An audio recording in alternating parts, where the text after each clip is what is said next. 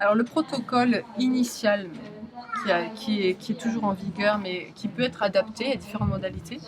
Mais comme je le disais tout à l'heure dans la conférence, notre objectif, nous, en tant qu'association et en tant que créateur de ce programme, c'était de pouvoir l'intégrer notamment dans l'éducation et dans le temps de la vie scolaire. Donc ça devait être des séances assez courtes et répétitives. Et c'est aussi basé sur les recherches en neurosciences aujourd'hui qui montrent que ce qui marche le mieux, ce qui permet au cerveau de créer d'autres stratégies neuronales, notamment par rapport à la gestion du stress, des émotions, etc., c'est quelque chose de répété, de court et de répété sur une durée. Et on voit qu'après 8-10 semaines, même 10 minutes de pratique par jour, suffisent pour commencer à dessiner de nouvelles stratégies par rapport à ce qui nous stresse, par exemple. C'est un exemple via des recherches. Donc nous, en fait, on a monté un protocole de 10 semaines au départ, à raison à minima de 2 interventions par semaine. Mais les enseignants peuvent le faire tous les jours un peu dans leur classe, à différents moments de la vie de classe. Et c'est des pratiques courtes de 3 à 10 minutes, 12 minutes, qu'on fait durant le temps scolaire. Et c'est une pratique aussi évolutive, c'est-à-dire c'est pas juste on s'assoit, on va méditer, on écoute sa respiration, on fait quelques mouvements, quelques étirements, voilà. Donc c'est une pratique évolutive qui est basée sur la connaissance du développement, notamment psychologique. Et on va donc commencer, toutes les pratiques commencent par effectivement la connexion, le développement de l'attention. Déjà. Et notamment, quand on dit développer l'attention, l'attention, pour se développer, elle a besoin de se focaliser sur un support. Donc, on va développer l'attention sur le premier support, qui est celui du corps et du souffle. Ça, c'est nos premières semaines 1 et 2. On l'appelle prendre conscience du corps et puis approfondir le ressenti également. Donc avec les élèves, par exemple, dans les pratiques de méditation, non seulement on les conduit à se connecter à leur respiration, ce que la respiration leur permet de vivre, comment ils peuvent se réguler grâce à la respiration. On leur fait prendre conscience de comment je respire dans la journée, suivant mes activités, quand je suis stressée, quand je ne suis pas stressée, etc.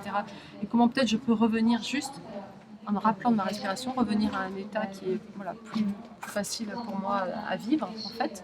Je donne des petits exemples rapides. Hein, et puis, on va leur prendre conscience aussi du mouvement, de la présence au mouvement, du corps, du bienfait qu'on peut avoir par certains mouvements simples comme des automassages ou des mouvements en pleine conscience.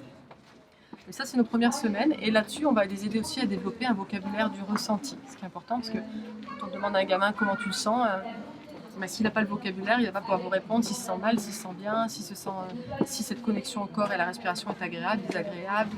Il ne va pas pouvoir identifier que peut-être il est stressé. Et très vite, on va voir qu'en développant la pratique et le vocabulaire, ils vont commencer à pouvoir identifier leur état. Et à partir de là, on va construire tout un autre parcours qu'on va poursuivre. On va explorer des thèmes en semaine 3. On explore le thème de l'ancrage et de la concentration, de la centration dans le corps. Et dans quel sens dans quelle mesure le fait d'être ancré, centré nous permet de commencer à développer la concentration aussi.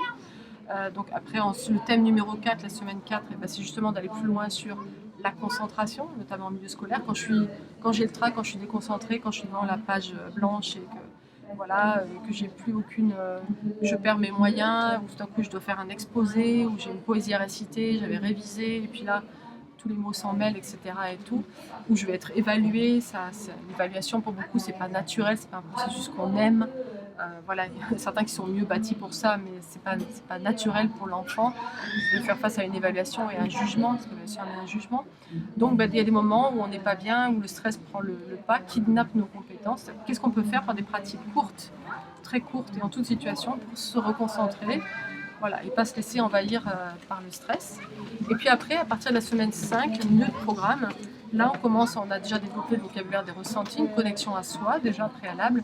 Et là on va aborder le gros thème des émotions en fait. Donc là on rentre dans le monde des émotions, prendre conscience de ces émotions, les observer, les accepter, voir ce qu'elles nous font aussi au niveau du corps et au niveau du comportement.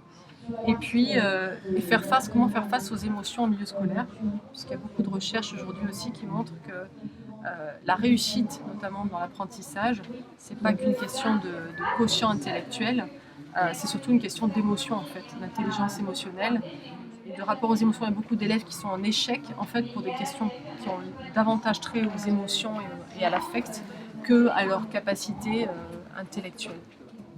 Donc là, on va voir le gros thème des émotions avec eux, et ça, c'est souvent là d'ailleurs que les élèves commencent à comprendre pourquoi ils ont fait toutes ces pratiques et à quoi ça va vraiment leur servir. Et puis les émotions sont aussi la clé de toutes les relations avec les autres. Donc évidemment, on regarde émotion, apprentissage, et puis là, on rentre dans les dernières semaines du programme PIS. On explore des thèmes comme renforcer la confiance et l'estime de soi, aller chercher nos ressources, qu'est-ce qu'on a comme ressources, qu'est-ce qu'on peut développer comme ressources, notamment en milieu scolaire, mais pas que, au-delà. Et puis on termine sur tout ce qu'on appelle les capacités prosociales, c'est-à-dire comment développer davantage d'empathie, de gratitude, d'écoute les uns des autres et d'esprit collaboratif dans l'éducation. Donc c'est un programme assez complet sur 10 thèmes et où on y va progressivement.